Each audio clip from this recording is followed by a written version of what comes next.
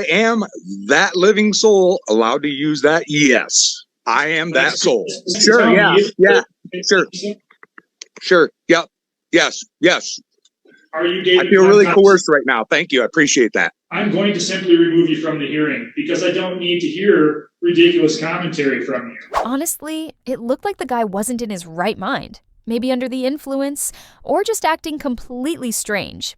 He kept moving around like he was trying to prove the court didn't exist, and to top it off, he didn't even show his face on camera, which felt suspicious. The judge should have definitely addressed that. Zoom court might work for normal cases, but for people who claim courts have no authority over them or start bringing up odd ideas like, my name is in all caps so I don't fall under your laws, it's clear they need to be brought in person. Everything about his behavior was a warning sign. These individuals behave as if laws don't apply to them, like they're in some kind of fantasy film.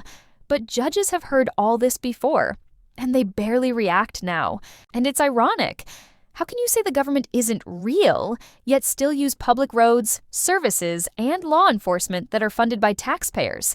You can't have it both ways. Anyway, that wraps it up. Let me know what you thought of this court hearing. Was the guy just confused or trying something more calculated? And if you enjoy these court clips, don't forget to like and subscribe. Thanks for watching and take care. That is the person that I was given to use in this life. And that proper style is upper lower case in accordance with SPR 89363, which is a court order to full faith and credit. I'm going to speak one more time, and then I'm going to allow a response. The answer is either going to be yes or no, and the answer to that question will determine whether or not you're involved in this hearing or not. But I don't allow ridiculous comments to be made, and I don't allow litigants to control the method of this court proceeding. Instead, I ask simple identifying questions because I've just called the case, and the case is called Katrina Thompson versus David Thompson. If the answer to the question I'm about to ask is yes, you're going to be entitled to proceed and be heard in this case. If the answer to the question I'm about to answer is no, you're not associated with this case and you won't be able to be heard. So the answer to the question is, are you David Glenn Thompson? I am that living soul allowed to use that? Yes, I am that soul. Mr. Thompson, it's either a yes or no, or you're not going to be involved in the hearing. Let me take it a step further and let you know what happens if you are not David Glenn Thompson. My next question will be, is there any other David Glenn Thompson in the courtroom or otherwise? If I hear the answer to that question, no, it's likely that the court will issue a bench warrant for non-appearance. So it's your last chance to tell me. Sure, yep. Yes. Are you David? I feel really coerced right now. Thank you. I appreciate that. The second the judge brought up a bench warrant, this guy's attitude changed instantly. You could literally see the fear hit him. One moment he was talking tough, the next he looked completely lost. It's actually kind of telling how fast the whole Sovereign Citizen Act disappears when reality kicks in. He didn't even seem to understand what a bench warrant was, which is basically the court saying, you didn't follow the rules, so now you're getting arrested. Do you think he was just clueless? Or maybe not thinking clearly at all? Let me know what you think in the comments. You David Glenn Thompson? I believe I just answered that with a yes, and I feel really coerced right now. Mr. Thompson, I'm not going to allow ridiculousness to control the day in this court proceeding. I don't view this office as needing to allow that, and the law doesn't view this office as needing to allow it. I have a simple and straightforward job to proceed with. If you make that job difficult or impossible, I'm going to simply remove you from the hearing because I don't need to hear ridiculous commentary from you. So when I ask you if your name is what you're listed as on this docket and you tell me you feel coerced, I respond by indicating this.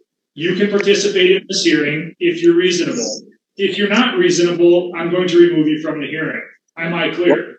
Well, I do apologize. You're very clear. I'm just trying to correct errors upon your record. This record, again, Mr. Thompson, is clear, and it will be more clear if you let me proceed further past what should be fairly innocuous, which is whether or not you're a named party. Now that we've gotten past that rather innocuous, fairly clear point, the next really clear point is this. You're here today, Mr. Thompson, because there's an allegation that you've not been paid to support as ordered by the court. If you're found to have not been making reasonable payments out of your available income, the court could hold you in contempt. and contempt is punishable by potential jail. In this case, we're also here to address a bond that you had previously posted. So when you posted a bond, I ordered that a hearing would be set today. When I set that hearing, it's to address several things. Number one is to address the issue of contempt and whether or not I should forfeit the bond that you previously posted. The order specifically indicated to you why we're here, but because there appears to be difficulty in you understanding that, I'm going to go through it. Defendant is required under the terms of that written order that you got a copy of to show cause why you should not be held in contempt for failure to comply with the court's order. If you fail to appear, you can be found in contempt and a bench warrant can be issued. If contempt is found, the court can apply any enforcement remedy allowed under the law. The bench warrant is discharged. So again, that's the requirement of the prior order. It enunciated clearly that you were going to appear here on December 5th, and I'm glad that you're present to be able to address those issues. So Ms. Spillane, let's start with the bond. From the friend of the court standpoint, are you asking the bond to be applied towards any outstanding arrearages? Yes, sir, we are. Mr. Thompson, did you hear the suggestion by the friend of the court? I did, and unfortunately, I did not put the bond up. A friend of mine put that up. I'd prefer it go back to them. His buddy can forget about ever seeing that bond money again. It's basically gone. Honestly, it's wild that these sovereign citizens even use real money, considering how much they claim to reject anything related to the system. Who in their right mind would give cash to someone who walks into court saying the law doesn't apply to them? That's just asking for trouble. And the all caps name argument? Please. It's been tried over and over, and it never holds up. Even if this guy were family, I wouldn't trust him with a dime. Anyway, let's jump back into the hearing. School. Well, the bond is required by statute, Mr. Thompson, and the reason it's required is because when you have outstanding arrears, the law says that if I issue a failure to appear bench warrant, as I did in this case, that I have a statutory duty to impose a bond in the amount of 25% of the outstanding arrears or higher based upon my determination. So the amount of the bond that was posted on your behalf is going to be ordered to be forfeited towards the outstanding fines and outstanding child support arrearage. I understand your request, but I'm also confident that the person who posted bond in this child support related matter is, or should be aware of the fact that when posted, it could be utilized for those purposes. So I note your objection, but I rule otherwise in order that the bond that was posted will be forfeited towards the ongoing support obligation and or any arrearages. Once that's done, Ms. Spillane, can you tell me in general, what is the outstanding arrears, if there are any, and what is the outstanding monthly support obligation? Your Honor, this is an arrears only case. Once that bond payment is credited to his account, the total balance would be $14,833.05. And does friend of the court have any suggestion on what we should do outside of having the bond forfeited as I've ordered already? We would like to refer the defendant to the referee to monitor payments going forward. Mr. Thompson, did you wish to be heard on that suggestion by the friend of the court?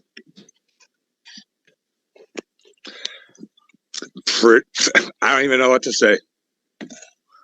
I don't really feel that it matters what I say. You just do what you want. So, I mean, I'm looking at court orders in front of me. I'm looking at House Resolution number 10 saying, you can't ask for money because of the bankruptcy. I don't even believe this is an actual Article 3 court, but hey, here we are.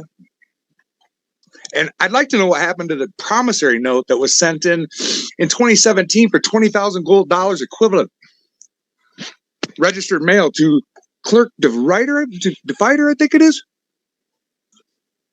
and why that wasn't credited to the account, since that would be a securities under these laws here. So the court would note that I've exercised my discretion to mute Mr. Thompson. I'm going to do my best to explain why.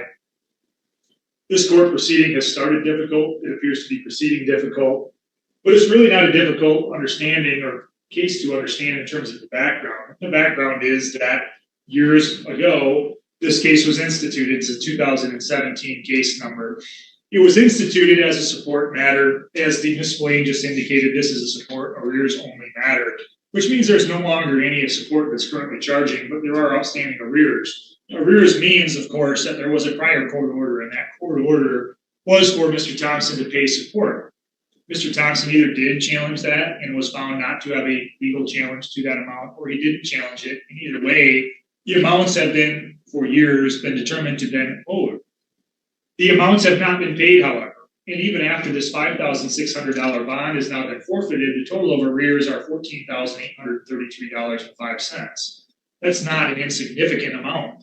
When pressed on that issue or questioned if he wanted to be heard, rather than be heard on what the friend of the court issued, which is a fairly, I would say, insignificant request to have the payments going forward monitored through a referee process, Mr. Thompson chose instead to bring up things that have nothing to do with this case. For example, I think, rather oddball claim that this is not an Article III court, or things referencing a surety contract, or other words that, although they seem quasi-legal, don't bear any particular relation to this case. This guy really needs to give it a rest.